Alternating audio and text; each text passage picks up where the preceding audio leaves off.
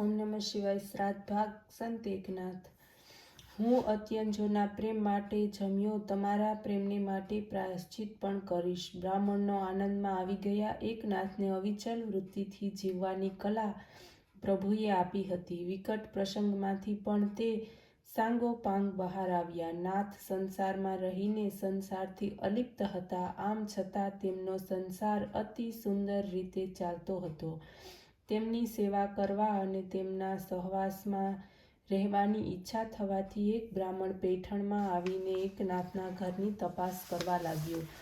પેઠણમાં નાથનું ઘર શોધતા કેટલી વાર. નાથના દરવાજે આવીને તેણે જોયું તો શુભ વસ્ત્રોથી સજ્જ થઈને તેજસ્વી એકનાથ ચાંદીના હિંચકા ઉપર બેઠા હતા. દરવાજા ઉપર કોઈ આવ્યું છે તે જોતા જ નાથ ઉઠ્યા અને કહ્યું, આવો. એકનાથ મહારાજનું ઘર આ જ કે? બ્રાહ્મણે પૂછ્યું. હા, મહારાજ ઘરમાં છે કે? તે હું પોતે જ. હું તમારી પાસે જ આવ્યો છું. આવો ને, બેસો.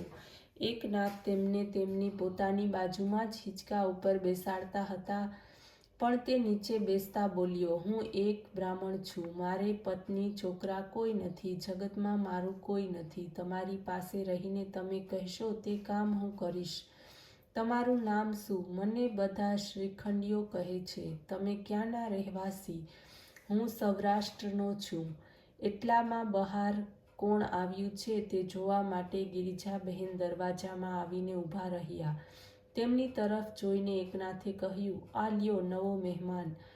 તમને મદદ કરવાને માટે ભગવાને જ મોકલી આપ્યો છે. ગિરિજાબહેને પૂછ્યું, તમે બધું કામ કરશો? હા હા, તમે કહેશો તે બધું જ કામ કરીશ. તમે પગાર શું લેશો?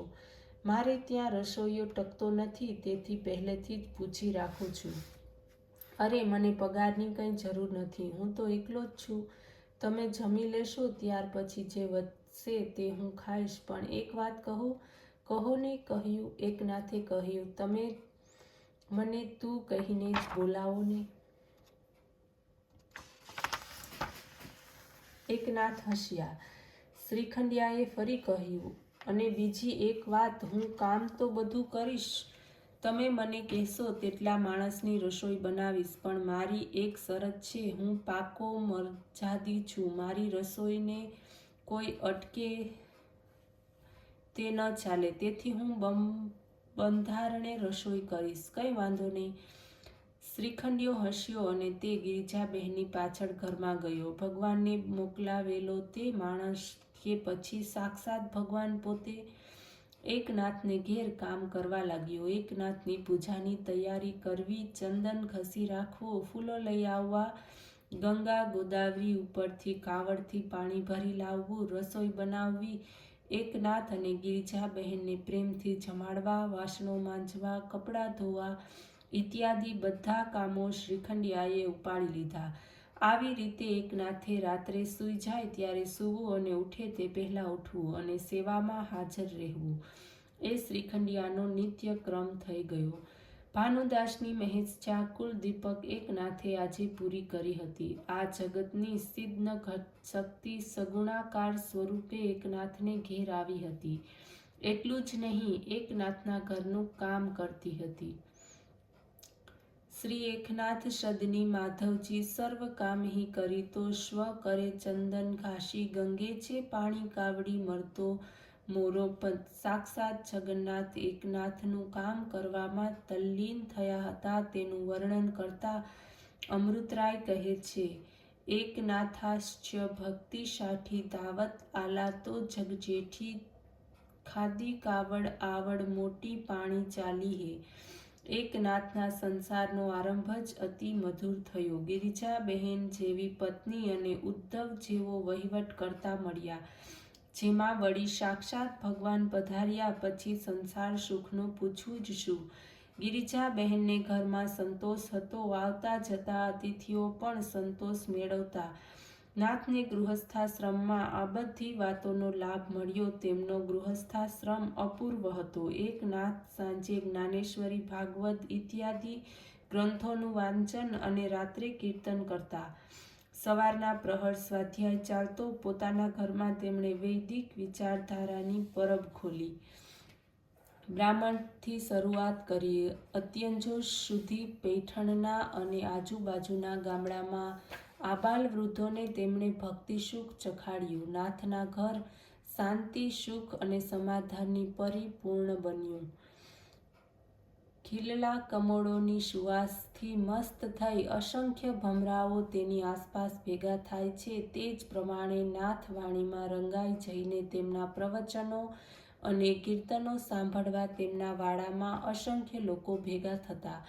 તેમના પ્રવચનોમાં આબાલ વૃદ્ધ સૌ આવતા હતા. એકનાથે પોતાની સુમધુર અને પ્રાસાદિક વાણીથી પૈઠણને વૈકુંઠની પ્રતિષ્ઠા બનાવી દીધી.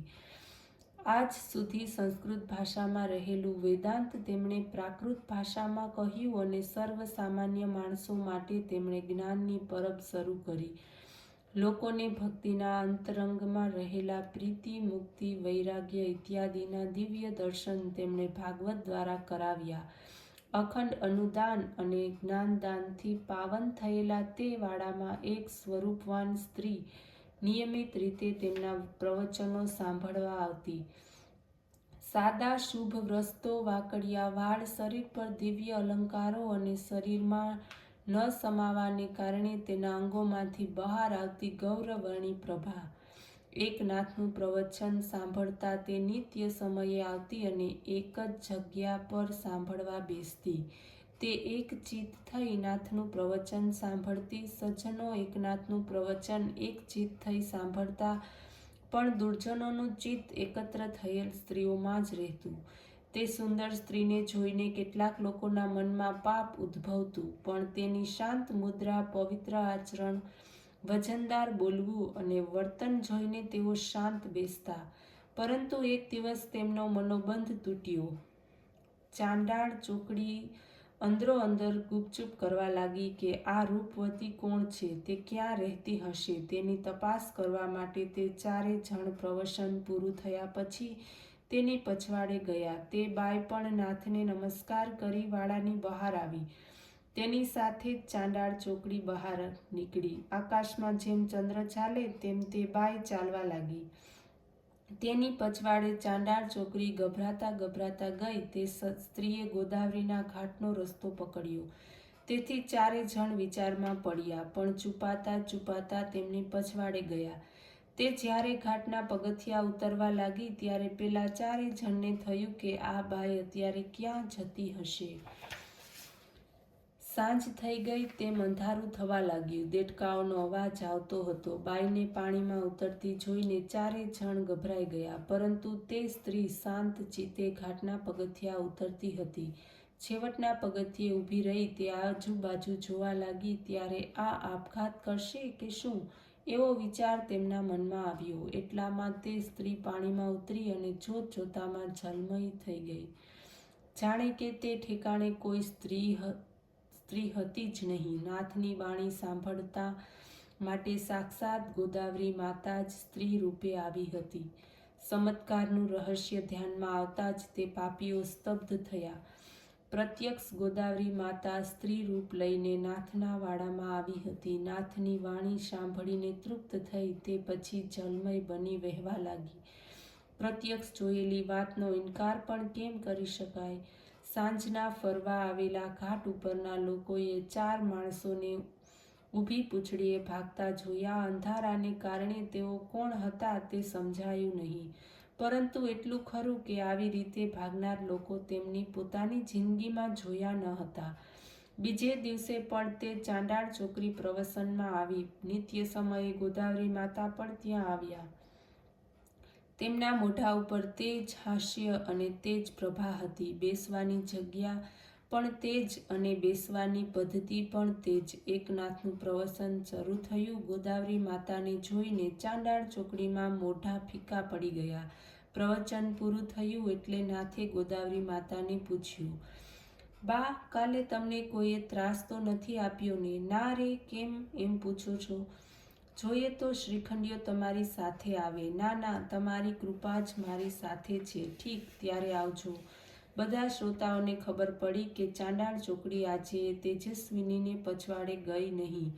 બધા શ્રોતાઓ ગયા પછી તેમણે નાથને દંડવત પ્રણામ કર્યા અને પોતાના આંસુથી નાથના પદ કમલ ઉપર અભિષેક કર્યો. નાથ તમારે લીધે જ અમને પ્રત્યક્ષ ગોદાવરી માતાના દર્શન થયા. તે રાત્રે એકનાથનું હૃદય ભરાઈ આવ્યું. બીજે દિવસે ગોદાવરી માતા આવ્યા ત્યારે એકનાથને તેમના પગ પકડ્યા અને કહ્યું, માં, તમે મને શા માટે શરમાવો છો? એકનાથ, હું શું કરું? સેંકડો લોકો પોતાના પાતકો ધોવા માટે મારે તીરે સ્નાન કરવા આવે છે, તેથી હું મલિન થાઉં છું. તારી વાંગ ગંગામાં નાહીને હું પવિત્ર થાઉં છું. તારી પાસે સાક્ષાત સિગ્ન શક્તિનું તેજ છે. વર્ષોથી ગાંડી ભક્તિ કરનારા લોકો તે જીવન દ્રષ્ટિ આપી તેમના જીવનો બદલાવ્યા છે. તેથી જ તારી તેજસ્વી અને પવિત્ર વાણી સાંભળવા હું આવું છું અને પાવન થાઉં છું. બા, મારું અહોભાગ્ય છે કે મારી કાલી ઘેલી ભાષા સાંભળવા તું આવે છે. પણ તને ખરેખર મારા ઉપર પ્રેમ હોય તો તું છુપી રહીને જ સાંભળ અને તારા આ દીકરાને પ્રેમ ભરી દ્રષ્ટિથી નિહાળી હેત વર્ષાવ. તું અહીં આવે છે એ લોકોને ખબર પડશે તો લોકો ચમત્કારના નાદમાં પડી જશે. માટે તું મારી નમ્ર પ્રાર્થનાનો સ્વીકાર કર. ધન્ય છે એ એકનાથ કે જેના પગ ચૂમવા માટે સિદ્ધિ આવી પણ તે ચમત્કારના નાદમાં પડ્યા નહીં. વૈદિક વિચારધારાનું અવલોકન કર્યા સિવાય એનું વર્તન શક્ય નથી. ઓમ નમઃ શિવાય.